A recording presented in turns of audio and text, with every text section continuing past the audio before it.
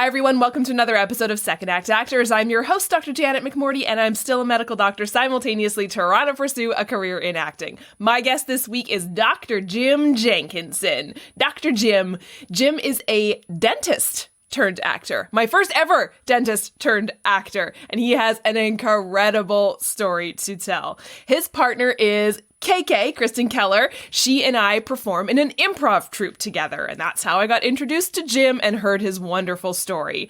You may recognize Jim, and we talk about this in the episode, if you ever fly on Air Canada, because he is in the in-flight safety video. I didn't even know this was a thing that we actors could do. Oh my gosh. Whenever I'm on a plane, on an Air Canada plane, I tell everyone around me who will listen when we're watching the in-flight safety video, I'm like, I know him. I know that guy. See the Nova Scotia lobster fisherman? I know that guy. He has a fantastic story to tell. Please enjoy the hilarious Dr. Jim Jenkinson.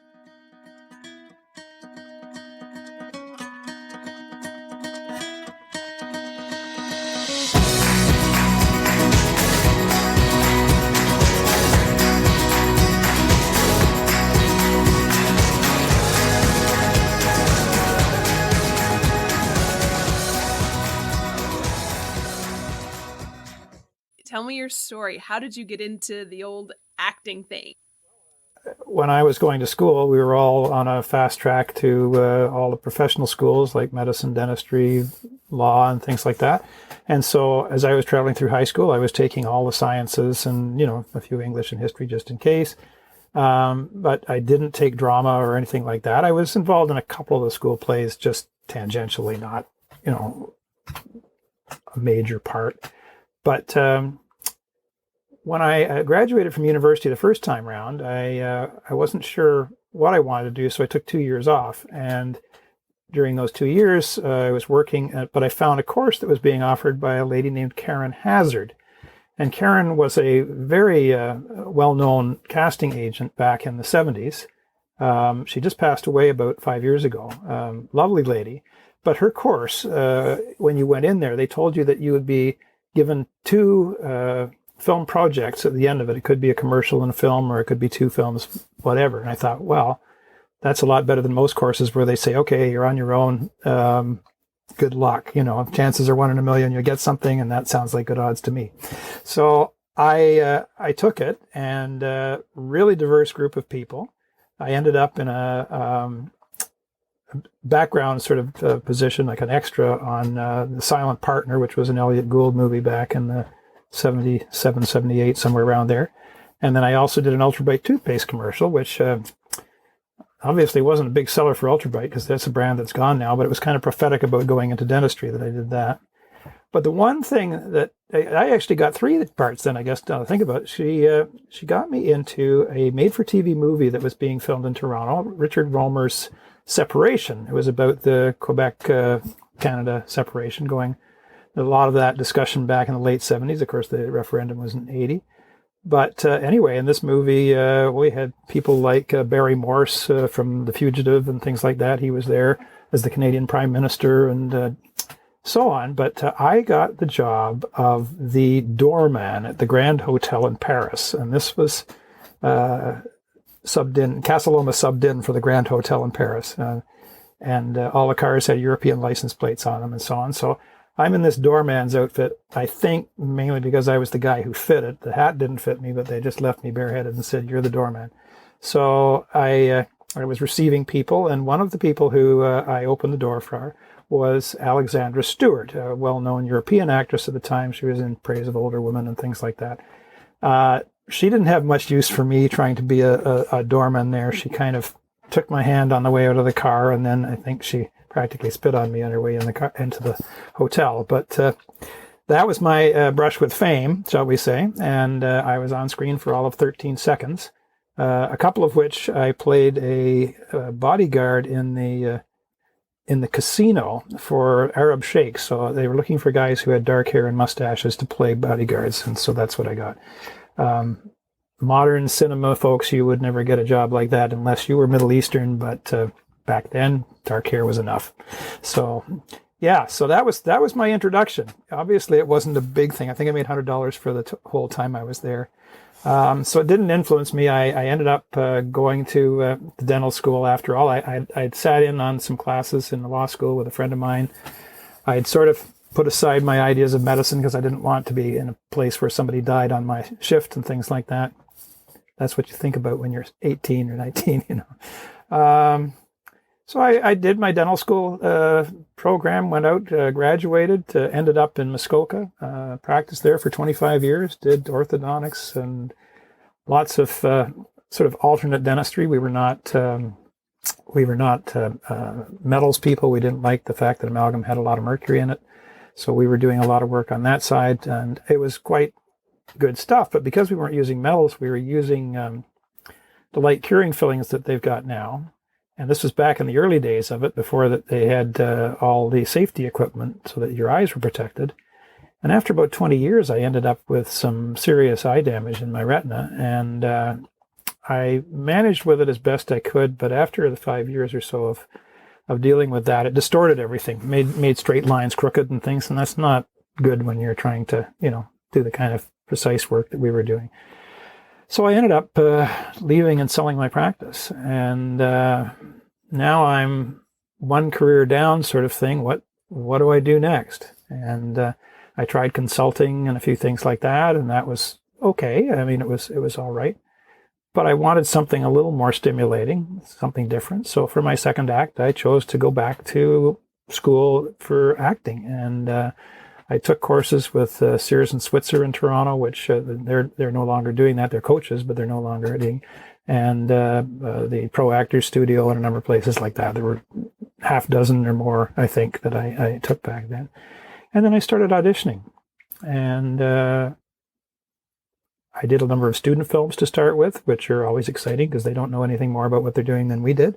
And but it was fun, and you got to meet people who now are serious directors and producers, and some of them actors. And so it just sort of evolved from that. And the sort of overnight sensation thing, I did about 10 years of almost nothing, and then lately I've been getting more roles and having a lot of fun with it. Not much money, but having a lot of fun with it. So that's my main objective right now. So there is, in a 5 minutes or so, the complete story of my life. Is there anything that you've noticed that is similar between dentistry and acting? For the most part, you're a storyteller. You're talking to an audience that can't respond, which is kind of like looking into a camera. But the other part of it is learning to keep your cool, because things happen in dentistry, and people expect that you know what you're doing, and generally you do. But occasionally you run across something new, and the whole thing is don't let them see you sweat. So, that's supposed to break that way, or this, I was expecting that, or, this is a normal amount of blood to see in this procedure. And then you deal with it and go on. But, you have to sort of hide the horror on your assistant's face from the patient when you're doing that. But, so that part of it is good because, as you would know from being on sets, things are never going smoothly. There's always something in there, especially if you're doing stunts and things like that. So that was it. The biggest benefit for me was meeting thousands of characters, people who had little peccadillos and things like that you would say, that's interesting. I could use that someday. I didn't think that at the time, but I think that now. I think, aha, I'm going to use Elmer's story in this one, for that, because these were the kind of people that I met. And so I apologize to anybody if they see themselves at some point in the film that I'm doing. I won't mention them by names, but it really is a learning experience, meeting people, seeing how they behave. I mean, Martin Short said almost all the characters that he used on Second City and things like that were based on people he knew as a teenager. And he just modified them slightly to fit what he was after. Because you can't make this stuff up. You're far better off if you have a reference for it. And I think because I didn't go to school, I like a lot of actors who didn't go to school but learned their craft watching other people doing things like that, like Michael Caine and Bryan Cranston and so on, who had minimal acting training, but they're phenomenal at observing people and then creating a character based on that. Realistically, I've gotten more out of reading actors' biographies that I've used on set than I have out of just about anything that I was taught. Now, that's apologies to, Sears and Switzer. That was excellent. And, a few others out there. I won't plug anybody on your show. That's not the purpose. But no, it's seeing people and, saying, okay, that's how a person doing this sort of thing would react. Recently, I had the pleasure of doing an Air Canada safety video. And I went for the audition, and they were looking for people for the safety video. And they said, okay, we want you to be a Nova Scotia fisherman. And I said, okay, you realize that there's maritime actor, back in there. There's got to be lots of Nova Scotian people who would look like fishermen, maybe even our fishermen who could take that role. I said, yeah, well, we're casting in Toronto. So anyway, I got that one. And, when I traveled to Lunenburg to do this, I, talk about, being under the microscope. I stepped off out of the shuttle that took me there, and there's like 10 guys who look like me on the dock, and they're getting into fishing boats and going out and tossing traps for lobsters. And I think, oh God, like they're going to notice anything I do that isn't right.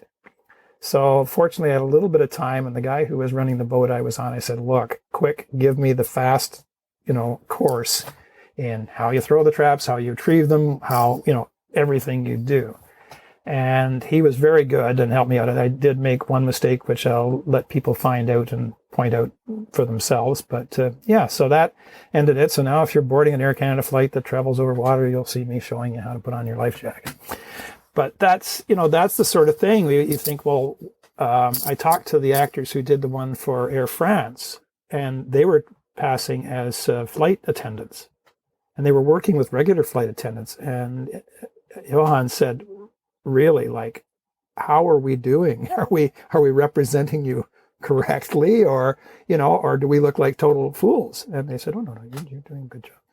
And so I mean, that's the important thing. Your job as an actor is to make it look like this is something you've done all your life, and that you know what you're doing, and this is who we are. And not every actor is a physician or a dentist or a lawyer to play those kind of roles. I don't know. Have you ever played a physician on TV Never. or film? Never. I haven't either. I've taken auditions for medical people. No, they didn't want me. So who knows? You can't win for trying. Or they'll ask you to do something and say, no, that's not the way it's done. And they go like, just do it. It's just, yeah. So it's a weird profession. I should almost ask how you got into this thing, because I mean, I spent 25 years doing something else. Well, it is interesting, right? Like, I think I've had discussions with other people who had other jobs as well too, who never go out for roles that they used to do. Cops, lawyers, teachers, doctors, right? And there's part of me that goes, like, if you want an actual physician, why not hire an actual physician to do the acting? But then the other part of me goes, I guess if you really are a true trained actor, you can be anything and anyone. Well, that was what they told me on the Air Canada set. They said, yes, there are these guys around, but they can't take direction the way you can. Interesting, yeah. I thought, okay, that's, I guess, a fair cop, but it is interesting what you end up doing, and the trick is to make it look totally natural, as though you've done this all your life, and that's what I aspire to. Do I get it all the time? I don't know. I mean, it's a learning curve. There's nothing better than being on set and being in film to discover all the things that you don't do well. You look at it afterwards and go, well, that could have gone differently. And so now I understand why a lot of well-known actors won't watch their own work, because all you'll do is sit there and dissect it, a good medical term, because you look at it and go, oh, that isn't quite how I thought it was going to turn out. But, the public is not necessarily seeing that. So, we pulled it off. And I think what has been an interesting thing for me, and let me know if you feel this, just given what your profession was as well, too, that kind of keeping cool under pressure. I know I definitely have a difficulty with showing emotion on my face that's not theater emotion for film and TV, but enough that it actually looks like the emotion. And I'm not just like, as a doctor, you know, we're taught like, oh, if there's something crazy going on, don't show it. Like you were saying, right? Yes, everything is fine. Keep it cool. But I think that I know has been a bit of a detriment to me because, you know, I feel the emotion of, let's say, sadness. And it's not really showing on, it's not reading on my face, even though I'm feeling it, because I'm kind of like, hold it down, keep the smile on. You're like, no, this is acting now. You're not doctoring. Yeah, I totally agree. It's why I don't like the idea of doing horror, because I think I would always be going like, that looks bad. Yeah, this is scary. Scary. Okay, I think what we're going to do is we're going to make a plan and we're going to run, you know, now. And that's not what they're after. They're looking for, you know, the Muppets, you know, and then go. Those sorts of things are difficult. And it's, I mean, there's a lot of, I think at this stage in my life, I have sort of avoided a lot of things that I know I won't do a convincing job at. I don't like playing an idiot on things. Maybe that's the idea of being competent and in charge, that doing a lot of commercials, I'm not convincing as an idiot, you know, and you have to be ready to make an absolute fool of yourself. And I just basically told my agent, I really don't want to do commercials. And I think that makes them sad because there's a lot of money in commercials for the agent.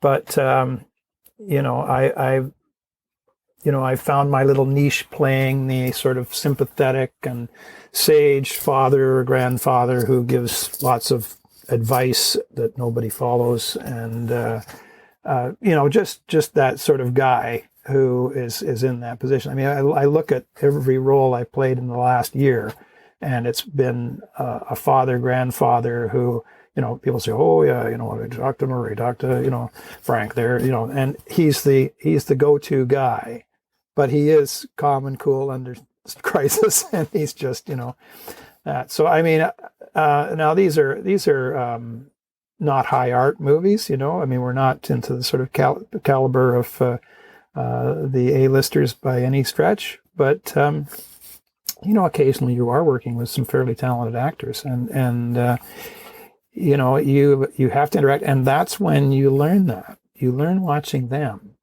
because they have been doing it for long enough or often enough. I think that's my biggest problem. I get out of touch because I do, you know, like last year I did 5 films in the year, and that's not enough to really keep you sharp. You know, whereas the leads in the one are Hallmark people, and they're going full time all the time. So when they step onto a set like this, it's just more of the same, you know. So, but I don't know. Like when you really nailed it there when you said doing that sort of terrified, frightened thing. Yeah, when you're used to going like, no, this is normal, and you know, not a big deal. You stifle it, and that's a good call. I hadn't really thought about that, so. That does explain quite a bit. So. Too much in control. Too much in control, yeah. But hey, you know what? If you found your niche, there's huge power in that, right? I think because I get told either you need to find your niche and really hone into that, or you need to, or the flip opposite, right? You can do whatever you want, but which I don't think is true, because I think the camera sees us in one way and the audience sees us in one way, where I think I know myself personally, see myself in another way. And those need to kind of become more together. You kind of catch my drift. Yeah, I think what is handy is having experience in any of these things. So if I'm being sympathetic to my film daughter or granddaughter or whatever, I can do that quite well because I've done that with 3 children of my own, and I know that feeling. And it's the trick is to have it sort of cross your face without being obvious, you know. And I think that's where having those things to draw on are helpful, because it's not the grand gestures or whatever. It's the minor things that people look at and say, oh, you know, that is really his granddaughter, because he has that sort of benign, benevolent, kindly, whatever you want to call it thing that comes in. And so, if there's a hug or something like that, and I'm not a big huggy person, sorry folks, that's not the way it works. I've been in places where they say, we all hug here. Not me. But, when it's something like that and you're said, okay, you're going to hug your granddaughter here, it's like, oh yeah, I can do that.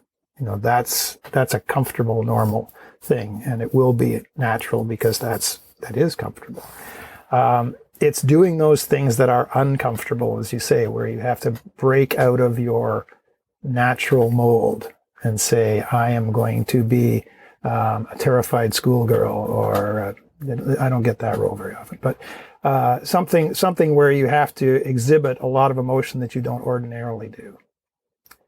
And so that's where it's a stretch. And I think that will be my sort of constant crisis for all these things, aside from one where they asked me to do some skateboarding, and I said, I don't think so. You better find somebody who skateboards, or a good double who can do stunts. I'm told that stunt doubles are very, very clever at things sometimes. I haven't had stunt doubles because grandfathers don't do crazy stuff very often. Can I ask a bit more about your transition between, like, when you finished your dental practice and when you started acting again? Because that must have been like tough when you had to sell your practice because of visual issues and stuff like that. What made you go back into acting, like, after something like that? Well, I thought you were bringing this up as a matter of trying to see if I could burst into tears here, because honestly, selling my practice and getting out. Jim. Oh, okay. No, sorry, I'm sliding off my chair here. Yeah, it was, honestly, if I had not left dentistry, I'd still be doing it. I loved what I was doing. We had some amazing changes in people who were metal toxic, and we got that stuff out, and they were seeing people going through detox. We had people who got out of wheelchairs and all this sort of stuff, which sounds apocryphal, but it was true. It just wasn't done under a controlled circumstance where a university was studying it. But we had so many people who were so much better there, and I did about half my practice was orthodontics. So I used to look at my kids' high school yearbooks and go, that's mine, that's mine, that's mine. And is there something very satisfying in doing something that people want, that they liked the end result, they were happy with it, so it wasn't kind of like, ooh, going to the dentist. No, I'm getting a great smile, and that was a big part of it. So when I left, looking back on it, I think that I wasn't in clinical depression, but I was certainly depressed. I thought, this is not where I expected to be. And so it may have been a little bit of an escape, going off and playing other parts and things like that, just to get out of my funk, because I really, first of all, the money dried up and other things like that. So it was kind of if I was looking to make money, going into acting probably wasn't the best way to do that.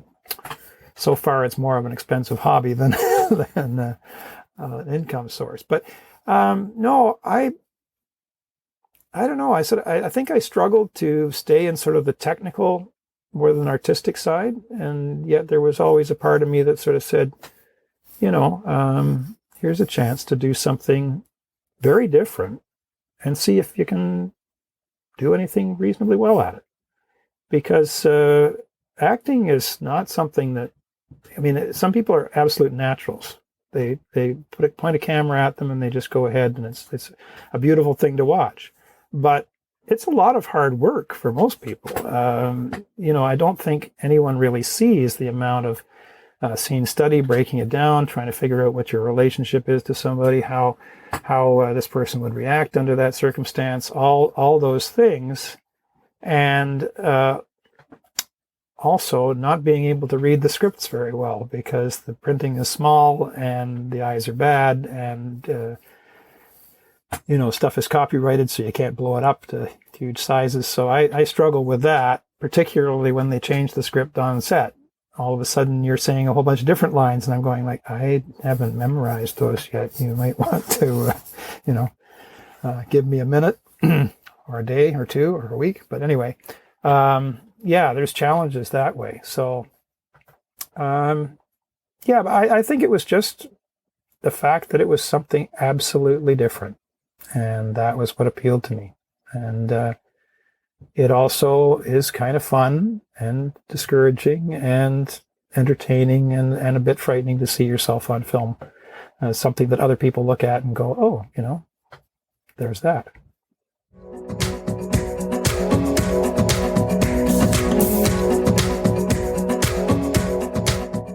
My career in dentistry was over 25 years. So, you get very accustomed to that. And then you get into a film thing and it's like, Jesus, like, what the hell's going on here? But it's so very fluid, like things are changing all the time. And, if you've been in the ER and things like that, that nothing is static. Things happen left, right, and center. But maybe when it's your first act, shall we say, you're very comfortable with that because that happens in that sort of thing. When you go to something like a film set and you think like, well, this will all be set in stone. Like, no. Everything changes. What you think you were going to say, how you think you were going to say it, all the stuff that you did to prepare for it can be thrown out the window in a moment if they decide that doesn't look good or it isn't warm enough. So why don't you try this line of dialogue instead? And you're going like, okay, like with me, I have to spend so much time getting my dialogue down that when someone throws a change in me, I go like, okay, like delete and cut and insert and try to keep the brain working on that level. But it really is almost relaxing because once you get through the panic about that it's not going to be the way you thought it was going to be, then you just sort of get to the point where you more go with the flow. And I think what I found encouraging was that bigger name actors, like it's not hard to be a bigger name actor than me, but people who are well known goof up, they make mistakes, they forget lines, they fall flat, and so I think it was Clint Walker who started as a stuntman, and he ended up being sort of the cowboy military guy of the 50s, really popular actor. He said, I went in as a stuntman figuring I couldn't do the lines or couldn't, because I don't think I could remember it. And he says, all of a sudden I realized that the leads on these things were forgetting their lines. And I thought, well, I can do that too then.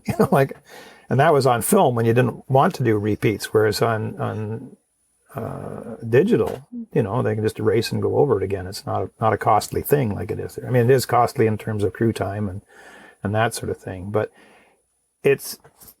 I found the sets more fluid and more relaxing than I expected them to be.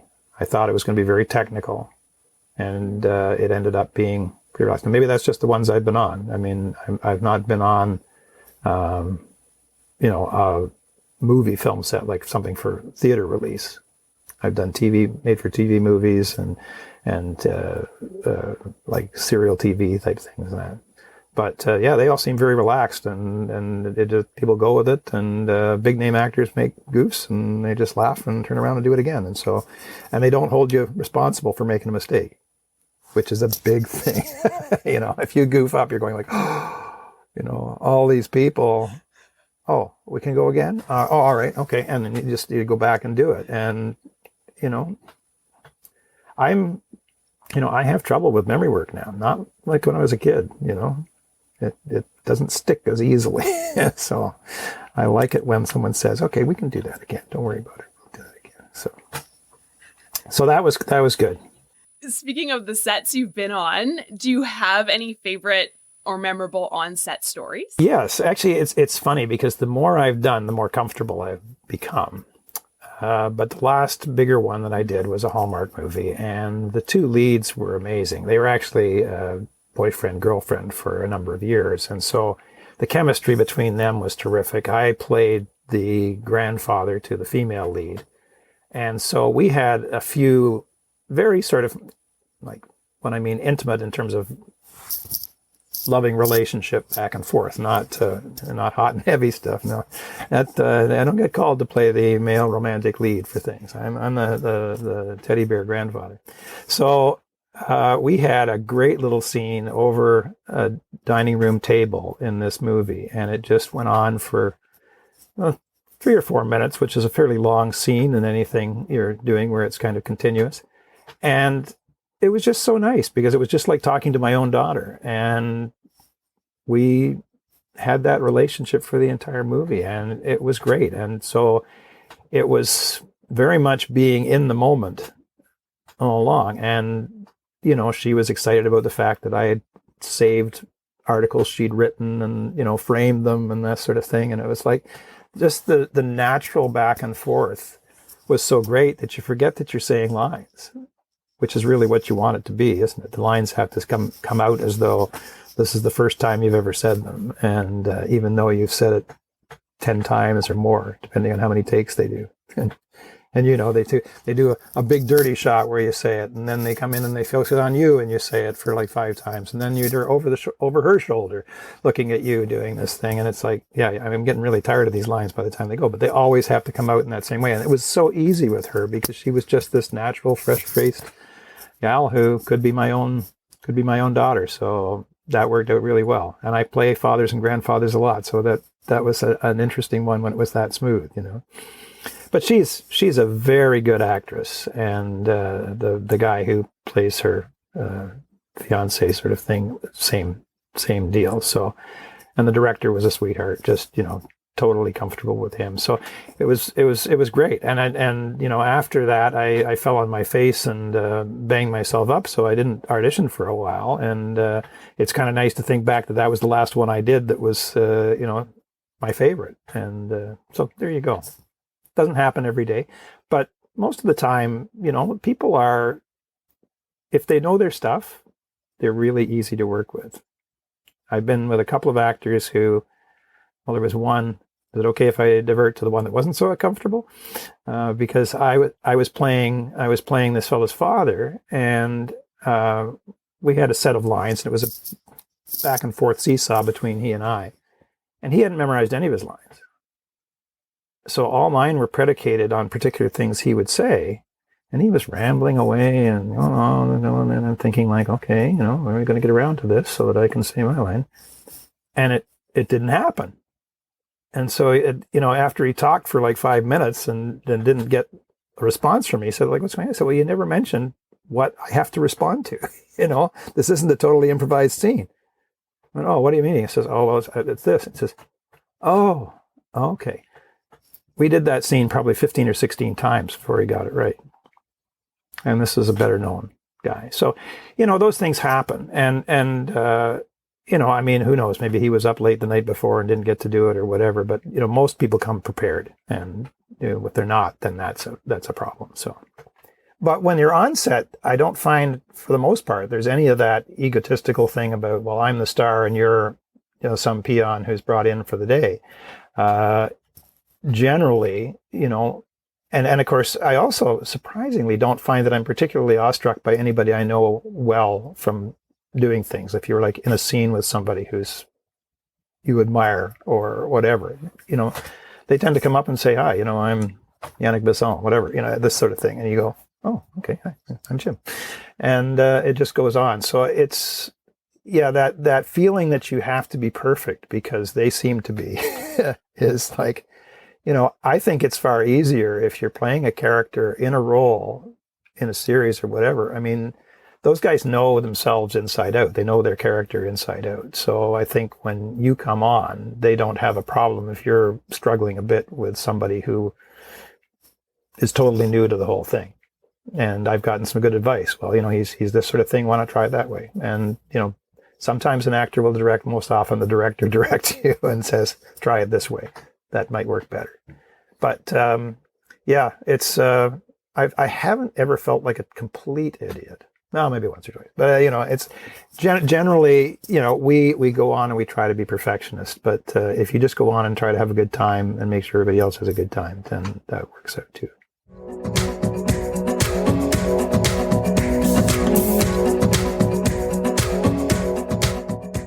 if somebody tells you that the chances are 1 in a million, you're probably going to say, "Oh, it sounds okay to me," because that's how most actors go into it. They don't realize that there's 50, 60, 70 sometimes other people auditioning for the same role that you are. We were told erroneously, depending on where you go. If you go to a casting house, sometimes we were told that probably 10 to 12 people are in line for your role. And I remember once going for a commercial audition, and I walked into the room and there were like 50 or 60 guys who looked kind of like me in one way or another. And I met a guy I've come to know quite well who was there, and he says, they don't know what they're looking for. They're hoping that you'll be it.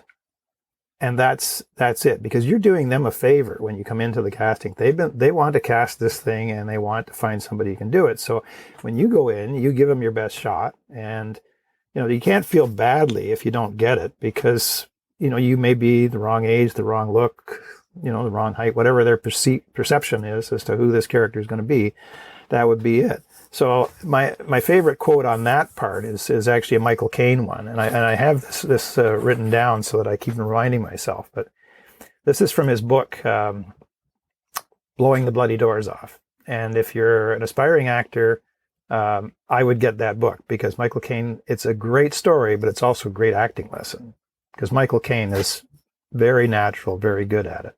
One of his comments is that you make sure you've got your lines down and everything else like that, because the rehearsing is going to be the work, and then the actual filming is going to be the relaxation. And it's kind of an interesting way to look at it, because if you know your stuff, then you just get up there and you do it, and that's fun and easy and the rest of it. But he said, and this is the end of one of the chapters, he said, there will always be someone faster than you, cleverer than you, better looking than you, richer than you, or luckier than you. So forget competing with other people. It will just make you bitter, self-pitying, unhappy. Do your own thing, and do it as well as you possibly can. He says, when I was young, I read something urging Olympic athletes to chase the dream, not the competition. That line has stayed with me all my professional life. It's sound advice.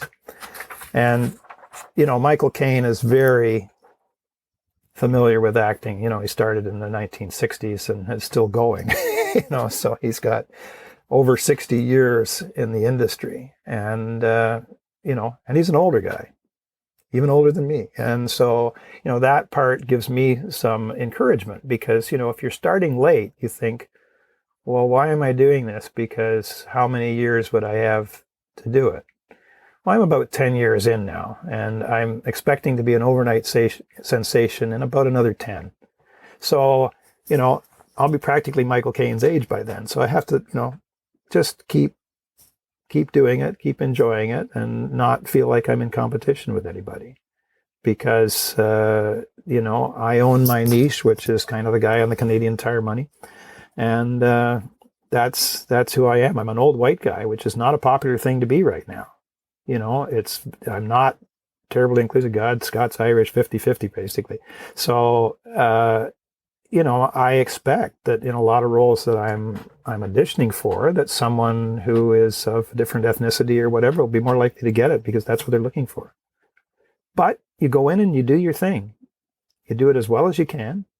You enjoy it, and then you forget about it until you get the call back. And then you can sit down and have a beer or whatever. That's the thing.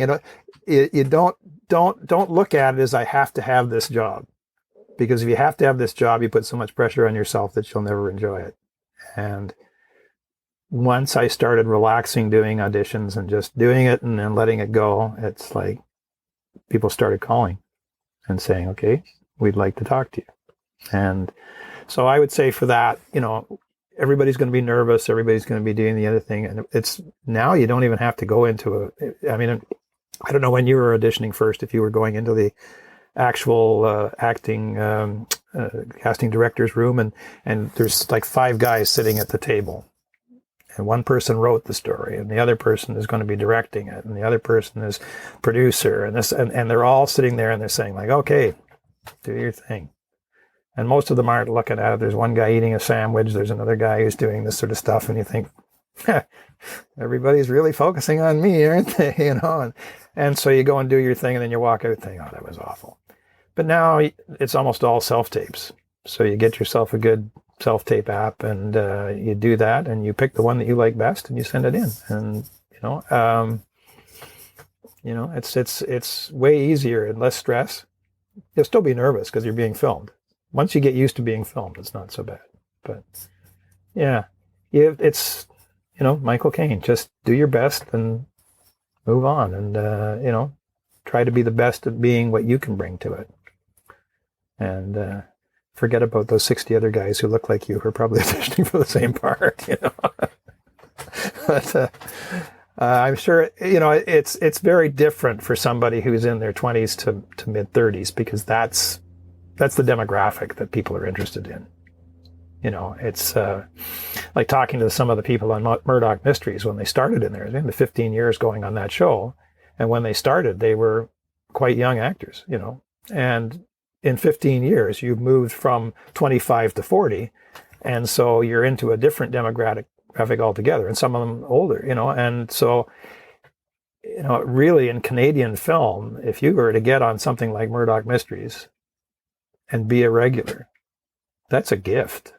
I don't think you worry about being typecast in a case like that, because it's seen in 17 countries. It's, internationally popular and very well thought of. And, I've been on the set, and they're wonderful people to work with, and, they treat you well. So, it's Canada, we're very polite to each other. So, go for it. Yeah. But anyway, so that's kind of it. But I would say do it. I mean, and give yourself time, because it doesn't happen overnight. Anybody who's an overnight sensation has been doing it for a long time. There's a lovely young lady that I worked with on the last film, who claims to be Eurasian. Her father's German. Her mother is from Hong Kong, and she's been in a lot of the Christmas movies, and she just got a leading role in one, actually, that has Colin Mockery and Yannick Besson and Jane Eastwood and people like that. But she's been doing this since 2002. So almost 20 years. She was in her teens when she first started, but now she's in demand, and I think that's great for her, but for anybody who says, wow, you got this, she looks quite young, they're going to say, oh, you got that overnight. No, she paid her dues big time. She's been doing it for a long time, and I wish her all the best, because she's a lovely person inside and out, and she does a great job, and she was a lot of fun on the set. So, and now that she's famous, she still talks to me. So there you go.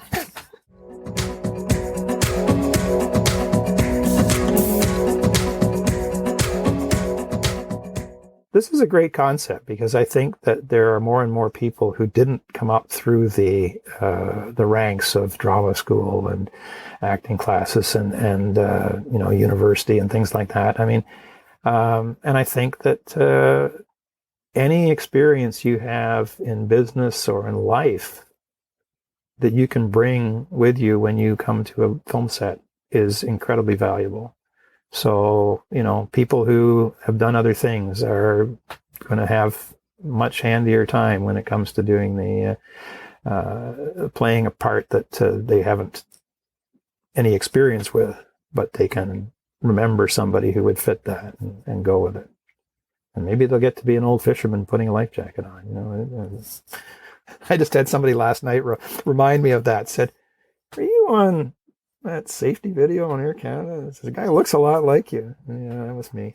So it's like, did you see the mistake I made? No? Okay, good. Yeah, that's good. Yeah, all right. It's on YouTube if anybody wants to watch. But it's if they're watching that one, I'd also watch the Air France one, because that's beautiful too. Like they all the airlines are trying to make people watch these videos now, and so they need something that catches your attention. British Airways, they've got Rowan Atkinson and who else? Tandy Newton, Michael Caine, a few other people, and they're all doing it. And it's a very comedic, the whole thing, but it's all done well. The Air France is highlighting France, so it's on the French Riviera, things on the Eiffel Tower, things all around there, and yeah, it's just a different style, but same message, like put out your cigarettes, don't smoke in the bathroom, don't turn on your life jacket until you get out of the plane, or off the boat, as in my case. And here is a seatbelt in case you've never seen one before. This is how it works, and that's how it opens. Yeah.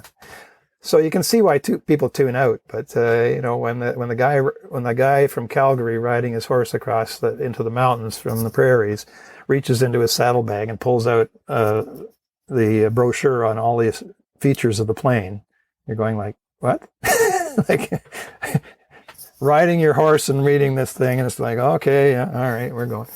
But so there was a criticism in a National Post of it. Some guy wrote a critical article a year after that thing came out, and I thought, you haven't flown much, have you? And he's saying, like, what is this? They don't even show an airplane once in this whole thing.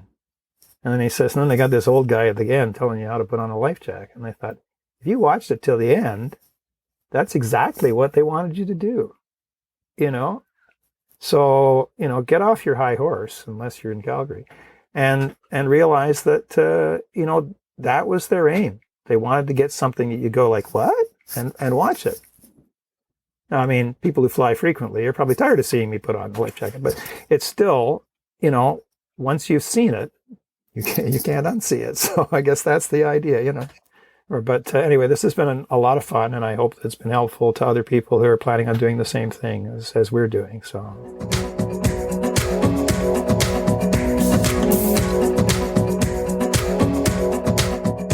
Thank you, everyone, for tuning in, and thank you, Dr. Jim, for being my guest this week. Thank you so much for sharing your story. I will probably see you soon. Like I said, I am in the same improv group as his partner, KK, and we also were both in productions at the Simcoe County Theatre Festival together. So, he also lives about 10 minutes away from me, so hopefully we will see each other soon. I hope you will all tune in next week for another episode of Second Act Actors. Bye! Second Act Actors is produced and edited by me, Janet McMorty. Theme music by Guillaume, additional sound editing by David Studio, additional video editing by Jackie Wadoer, show notes written by Sarah Hopkinson. I record using Riverside FM. If you're interested in developing an interview-based webcast like mine, I highly recommend this platform. Shoot me an email and I'll direct you to the wonderful folks there. If you or someone you know is interested in being a guest, email me at secondactactors@gmail.com. Don't forget to like, subscribe, and share with your friends. My love language is words of affirmation, so compliments, constructive criticism, and feedback are always welcome and encouraged. Negative Nancys, Judgy McJudgersons, or Debbie Downers, unless you're Rachel Dratch, regarding me or my guests are not welcome. It takes serious courage to share your story with the world, so if you're tempted to negatively comment about someone else's story, please ask your therapist why you're such a garbage person. Save the drama for the stage. On that happy note, I hope you'll tune in next week for another episode of Second Act Actors. Bye!